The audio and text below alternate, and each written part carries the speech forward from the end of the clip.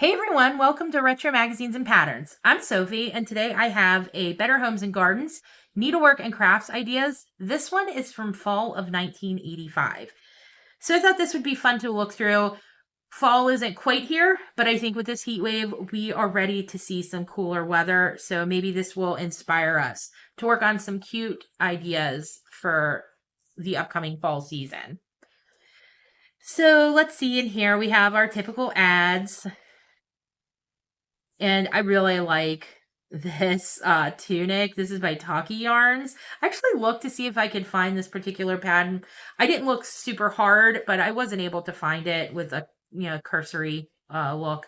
But we do have some really cool um layouts, I guess you'd say. Grand Victorians, I'm really excited to see. Lakeside Victorian, Sagamore Hill, the Cottage Victorian. So there's going to be some really cool pieces in here. So this is an ad for Tipperary Tweed. We've seen ads for that before in some previous magazines. Oh, we have some DMC thread, cotton. We have the typical knitting machine ad. Oh, come on. I can't get a hold of this page. There we go.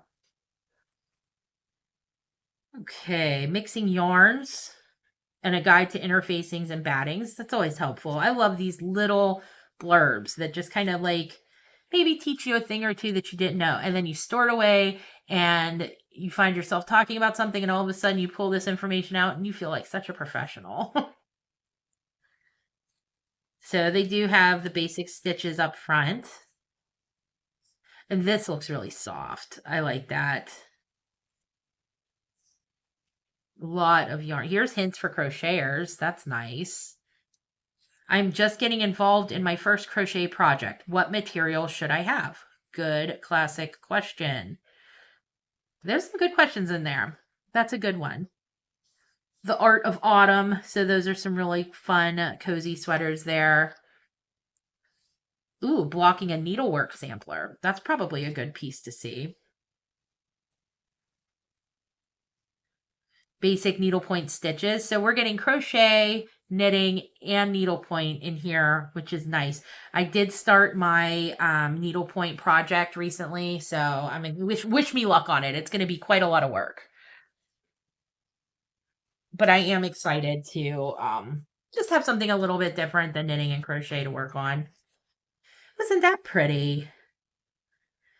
Obviously the ad, but it is pretty. I like how they did that. Knitting machine know-how. I don't know if anybody out there uses a knitting machine. My grandmother had one. I've never used one. It seems, I say complicated, but I'm sure it's not once you get used to it. See this ad for doll babies. I actually still find these online quite a lot. You can find the doll head pieces and then the pattern books and things like that. So if that's something that you'd be interested in trying, like a vintage craft kit, those are fun and they're not hard to find and they're not terribly expensive from what I've found. I think I found a kit online recently that was like $12. So if you're into trying those kind of things, that would be a fun vintage craft to try. And right here they have making the perfect doll. And it continues on the next page, right here. But they really put in a lot of basics in here. That's nice. I think that this magazine was maybe just like twice a year, this particular one. I could be wrong, but oh, Precious Moments. Oh, I grew up seeing those everywhere. My little sister's baby blanket was a Precious Moments blanket. This is cute. That's a nice little vintage pattern. Susan Bates and Pattons. Okay, so here we, oh, look at this. Sorry, I know we're getting to this, but look how pretty that is. That blanket is really pretty, and that's a Red Heart ad. Okay, so here we're getting into the Grand Victorians. Graceful lines, rich texture, and sumptuous materials are the hallmarks of Victorian style. So let's see. They have formal lace. So we have some collars right here, which I like those collar patterns. I've come across quite a few of them. I actually think I have a few pamphlets that are just collars. They're kind of cool. I think that would be a neat trend to bring back. You could just put it over a dress or a plain blouse or something and make it like a whole new look. I do like this belt too.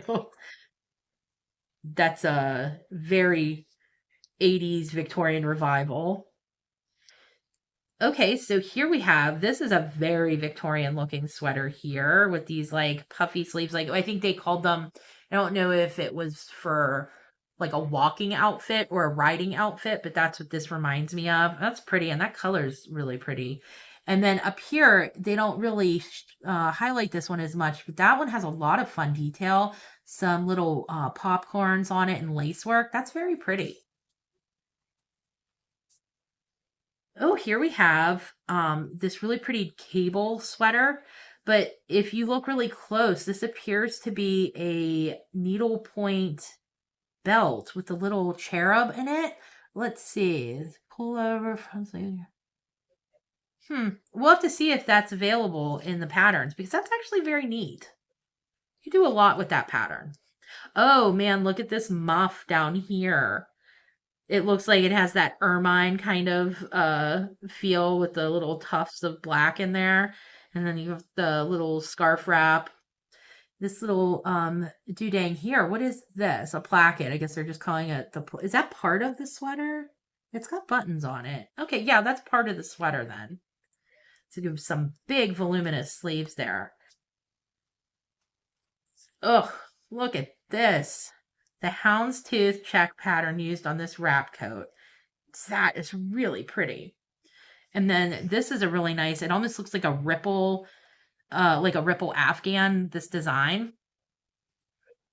That's nice. And I like this picture. Her getting ready to go ice skating in her little Victorian outfit. It's cute. Oh, that's a really pretty vest. That I really like that vest. It's kind of hard to see all the detail because it's in white, so I'll try to pop up a larger picture for you guys, but there's a lot of detail on that. It's really nice. And here we have like a little chair piece. I'm not sure that this is included in the instructions, but the chair back is really cute. And then you have a nice oversized pullover there. Some more nice classic Victorian style sweaters here. They're cute. They're not a lot of detail to them. That one has a cute bow on it. Young Victorian style. Oh, here is a classic cushion, needlepoint cushion. That's really nice. And then we have some cut work lace here. Does anybody do cut work? I know we had mentioned cut work on a previous um, magazine recently, and I said that I was kind of curious about it. I'm just curious if anyone's ever done it. I think it has some really cute applications. This sweater is really nice. They're both nice, and I kind of like the colors that they go with here. Um, I know we don't have color photography from the Victorian era, but if you read any of those fashion magazines closely, you'll see that the colors they chose together were really unique, apart from what we're used to seeing today. So that was kind of fun. So we have some more like jackets and maybe outdoor sweaters and wraps. This is really fun. I actually really enjoy the colors, the pattern in that. I like that a lot. Oh, that's really pretty. Look at that with the little, and this appears to be crocheted. This jacket is a crochet jacket. That's nice. Okay, here we are at the Sagamore Hill spread.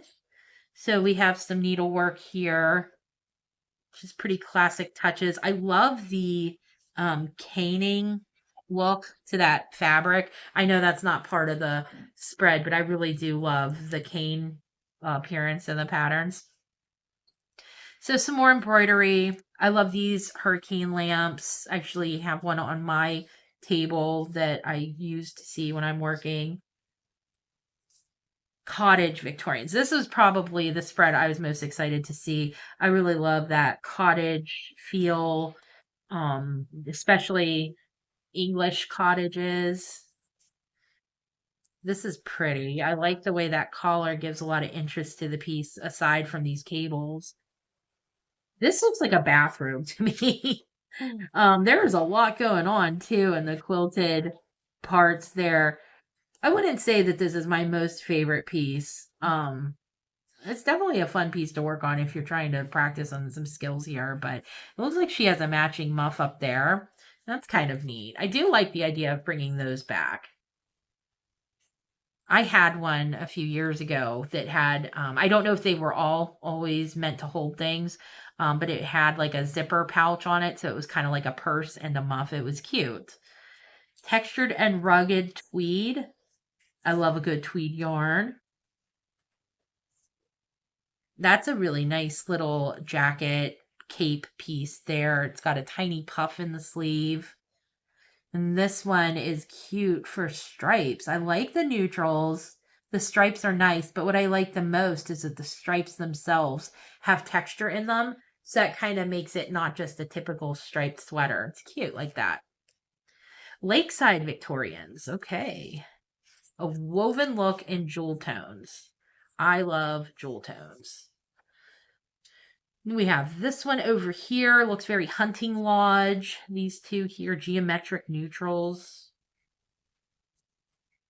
That's a nice classic sweater right there. That would look nice on men or women. And this one's really nice. I like that pattern a lot. And this one up here, they don't really give you a large image to look at here, but I will go ahead and pop that up larger so you guys can see them. They're nice sweaters. This one right here looks cozy as heck, and she's out there in this really rustic chair reading her book with her slouchy boots. This cute little quilted baby set in this little twiggy cradle. I love seeing all these great like fall leaves everywhere. It's really making me wish for fall. I can't wait to show you guys some of the views up here when we get some nice fall leaves and foliage because it gets really pretty up here for about, oh, I don't know, like 2 weeks or so. It's really nice. So we have this pretty piece, again, playing with different like stitches for texture and stuff. And some cute little like cabled pieces. I like how they've been using the brooches at the top there to kind of pull the sweater together. If you look closely at this one, she has some, I'm going to call it plaid detailing. I don't know that it's necessarily plaid, but that's really pretty. I'll try and enlarge that so you guys can see it. I'm actually surprised they didn't feature that a little bit more. That makes the sweater a little bit more interesting to me. Okay, to make a head for the holidays, we have this really cute and enchanted cottage. Unfortunately, this appears to be what is it, like one of those panels that you cut and then decorate. So this whole thing is already pre-printed on the fabric. So I don't know if it'll be easy to find. I've tried to look for panels in other issues and haven't been able to find any available. Some cut panels you can still find though. So if you see something you like, it doesn't hurt to take a minute just to like see if you can find it. That's a pretty granny square Afghan. I like the colors in that. Oh, look at that pretty stocking. That's got a lot of detail in it. A front parlor Christmas. Very cute, very floral. All these pieces up here appear to be needlepoint. And then we have all of our instructions. So this is showing the woman's knitted dress from the cover. Girls knitted dress, boys knitted jacket. I will be putting some patterns at the end of the issue. So I hope I grabbed a few that you guys are interested in. If you see anything in here that you just have to have and I did not put up at the end, just go ahead and, comment below which one you like, and I will try to make that pattern available on my Instagram. You can find that, my Instagram down in the description. That way, I think it's just easier for people to be able to find those patterns that way. I was trying to leave them in the next video, but I think maybe that might get too confusing further down the road. So this is the Victorian duster. Was that the one that we liked with the houndstooth? Because I would like to put that one up for you guys. But I can't. Yeah, no, that's this one. Let's see. This one is the houndstooth. And let's see. There it is. It's right here. So I'm going to pop this one up at the end. And this is the pattern. It's not long. So I'll make sure that's available to you guys. But I hope you guys are enjoying flipping through some of these with me. Looking through some of these fall issues is really helpful right now because it is very hot and very humid where I'm at. And our air conditioner broke this week, and it's going to take a little bit of time for the AC guy to come out and fix it, especially this time of year. So, looking through these fall issues is kind of letting me forget the heat and humidity for a minute and just kind of focus on the cooler weather ahead and giving me some inspiration for future projects. Let me know if there are any patterns in here you guys are going to work on. I'd love to see what you guys make. Um, I'd love to know what you guys think of these patterns. I definitely saw a few in here that I really liked and definitely inspired by a few. So I'd be interested to know what is inspiring to you guys.